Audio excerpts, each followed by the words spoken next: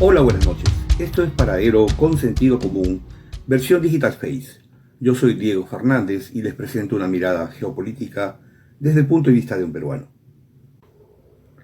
Luego de vivir los horrores de las guerras mundiales, el 24 de octubre de 1945, 50 países ratifican en San Francisco, Estados Unidos, la creación de la Asamblea de las Naciones Unidas, con el principal propósito de reemplazar cualquier tipo de acto beligerante entre las naciones con la diplomacia institucionalizada. Antes que esto, las disputas se resolvían con la barbarie de las guerras, amenazas militares y alianzas secretas. Se establecieron términos fundamentales para la convivencia como la igualdad soberana, la prohibición de amenaza o uso de la fuerza y la integridad territorial. Estos hechos nos hizo ascender como civilización al reemplazar con el diálogo a la espada. Una lástima, pues todo aquello por lo que se trabajó no sirvió de nada, pues ahora se evidencia que hay países que se sienten con mayores derechos sobre patrimonio y recursos impropios y utilizan amenazas, coacción, influencia, mentiras y fuerza militar para conseguir en su beneficio lo ajeno. Y así hemos presenciado un sinnúmero de violaciones, por ejemplo, de los Estados Unidos a los mandatos de la ONU. Y lo que es peor, hay orgullo en la práctica de su delito consumado. Su prepotencia con un clarísimo cinismo que lleva a su arrogancia a lo enfermizo o lo disparatado de sus argumentos, como acciones por la seguridad nacional del Estado. Más disparatado aún si la nación en cuestión se encuentra a miles de kilómetros de distancia. Debido a esta actitud y la nueva política de las relaciones exteriores de los Estados Unidos, toma relevancia la importancia de una institución como la ONU que sirva como medio de protección y conservación de los derechos de las naciones y deje de ser ese ente decorativo en el que se ha convertido. Trump se declara omnipotente frente a las naciones del mundo. Dice que solo su moral y su pensamiento lo rige. No necesita de las leyes internacionales, salvo estén acorde a sus intereses. Escuchemos. Is there anything that could stop you if you wanted to? Yeah, there's one thing, my own morality, my own mind. It's the only thing that can stop, and that's law. very good. I don't need international law. I'm not looking to hurt people. Do you feel your administration needs to abide by international law on the global stage? Yeah, I do. I do. But it depends what your definition of international law is. You mean in Greenland? We had That's because you needed them at the time. In the 1951 agreement, though, it says the United States can reopen these bases anytime you want. You can send as many troops as you want, and you haven't done it. How come? Because I want to do it properly. And properly means own it? Really, it is. To me, it's ownership. Ownership is very important, Why is ownership important here? because that's what I feel is psychologically needed for success. I think that ownership gives you a thing that you can't do whether you're talking about a lease or a treaty. Ownership gives you things and elements that you can't get from just signing. Parece ser que la nueva política exterior de los Estados Unidos ha redefinido la palabra frontera y ahora considera todo de su propiedad. Es por eso que se siente dominante en el hemisferio occidental. Marco Rubio envió un mensaje a los países sudamericanos en el que dice que estamos en guerra contra las organizaciones del narcotráfico, no una guerra contra Venezuela. Dice, no vamos a permitir que el hemisferio occidental sea una base de operaciones para los adversarios competidores de los Estados Unidos.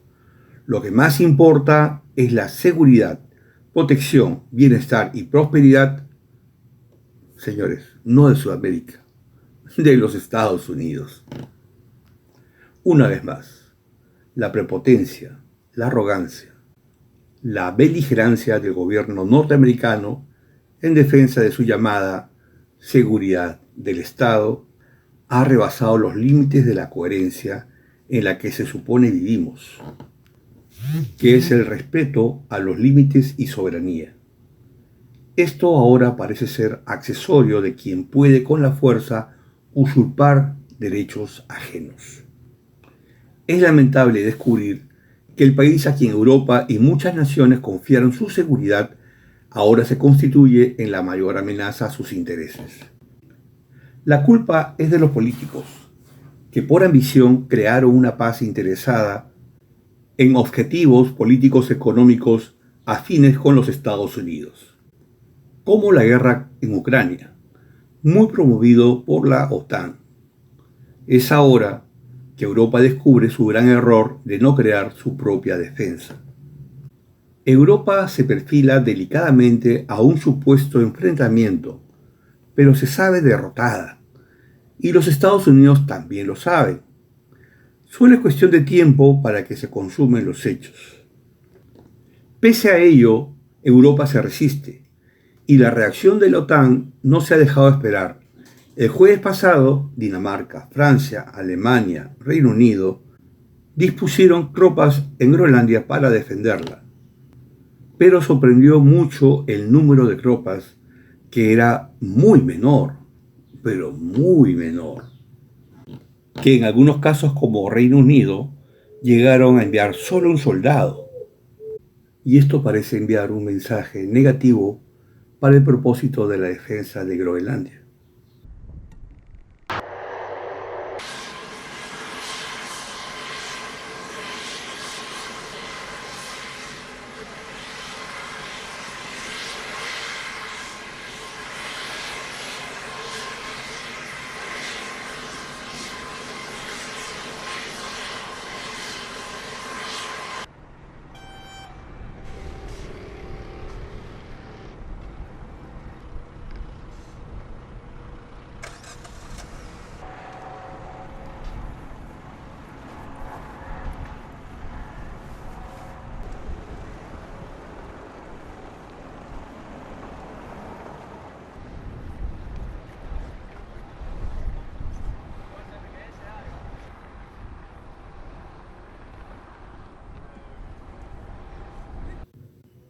La ganadora del Premio Nobel y luchadora por el regreso de la democracia a Venezuela, María Corina Machado, visitó a Donald Trump para cederle su Premio Nobel a la Paz en agradecimiento a lo realizado en Venezuela. Y pienso que en insistencia a sus súplicas para que la considere siquiera como asesor adjunto que preside indirectamente Donald Trump. Pero parece que llegó demasiado tarde. Lo de Venezuela se siente ya consumado. El control del país caribeño, que está siendo vaciada en sus recursos naturales, se dará poco a poco a través de su actual presidente Delcy Rodríguez y de las planillas de sueldo de los empleados venezolanos. Claro, empleados de los Estados Unidos. Ya lo dijo Wilfrido Vargas, con la plata baila el mono. La lectura de los actos de Trump son tan simples, pero muchos se niegan a creerlo, como Corina Machado, que cree que adulándolo con su franela y su medalla, algo podrá cambiar. Para entender a Trump, primero hay que aceptar su verdadero interés sobre Venezuela, que no es precisamente su gente, que no le importa un carajo. Trump está asegurando con la gente con quien negoció la entrega de Maduro, cuidando que sean dóciles a sus órdenes. Corina Machado solo fue una variable para la tribuna que aún cree en movimientos altruistas. Part of this 30 to 50 million barrels of oil. How exactly is that going to work? You're getting it out of Venezuela into the United States? Yes. And then what? That's exactly right. So as you know, Ed, as the president announced last night, this was the sanctioned oil that was basically just sitting in barrels, sitting on ships because of the effective quarantine of the United States of America. And the interim authorities have agreed to release that oil to the United States, so it will be arriving here at home very soon. The United States government has already begun marketing Venezuelan crude oil in the global marketplace for the benefit of the United States, engaged the world's leading commodity marketers, key banks to execute and provide financial support for these crude oil and crude product sales. All proceeds from the sale of Venezuelan crude oil and products will first settle in U.S.-controlled accounts at globally recognized banks to guarantee the legitimacy and integrity of the ultimate distribution of proceeds, and those funds will be dispersed for the benefit of the American people and the Venezuelan people at the discretion of the United States government.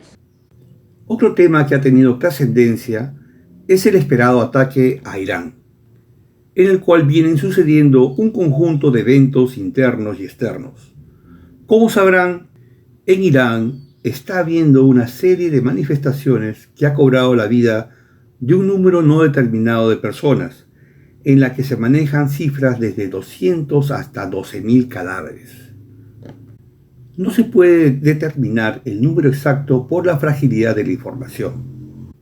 Las manifestaciones se iniciaron en oposición a las alzas del costo de la vida por la reciente devaluación de su moneda, el real iraní, las que se transformaron en una multitudinaria protesta exigiendo un cambio de régimen, reclamando la caída del ayatolá. Asimismo, fue algo extraño escuchar vivas por la reposición del Shah de Irán para que recupere su trono. Sabemos que él falleció hace algunos años en Egipto, por lo que la referencia tendría que haber sido para su heredero, lo que nos haría pensar en un movimiento político organizado desde afuera, en donde los especialistas por la experiencia no serían otros que el Mossad, la CIA y el MI6, todos interesados en la caída de Jomeini, el ayatolá. Es conocido el anhelo de Israel de terminar con la amenazante figura que representa el ayatolá como líder de los persas, para dominar únicos en la región de Medio Oriente. Además, está la ambición de la administración del petróleo iraní y recursos naturales tanto de los Estados Unidos, Reino Unido y el propio Israel.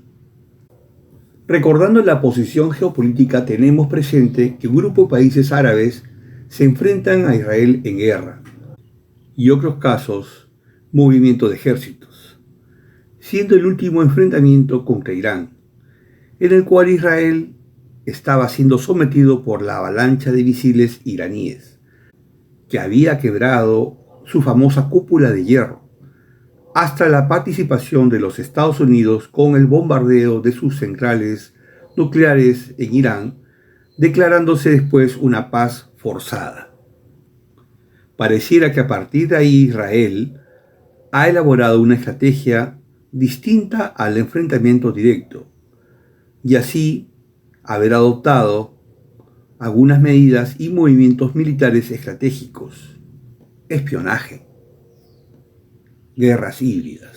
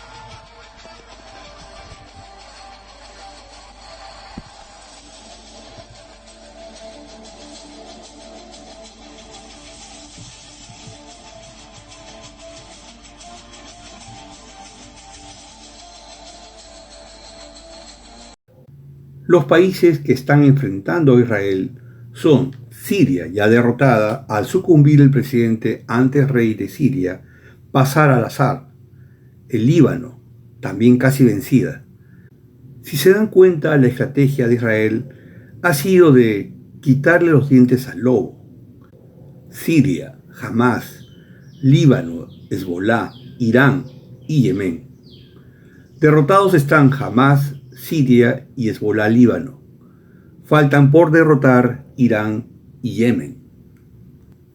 En Irán están tratando de erradicar al ayatolá mediante una revolución interna, una primavera árabe, una guerra híbrida, auspiciada por el Mossad, la CIA y el MI6, en donde los jóvenes anhelan separarse del régimen, lo cual no cabe duda del desgaste político-social en los enfrentamientos con muertos y la captura de los jóvenes representantes de las protestas, cautivados por el afán de libertad y rebeldía que está en su naturaleza, que es muy similar a cualquier joven en el mundo. Sin embargo, la dureza y frialdad como ha respondido el gobierno iraní parece haber dominado la revuelta.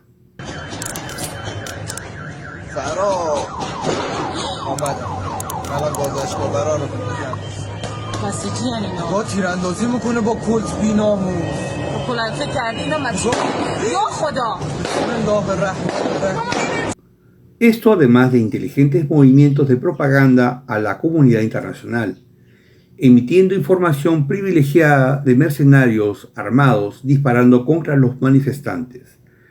Estos mercenarios habrían sido capturados y declarado la participación del Mossad.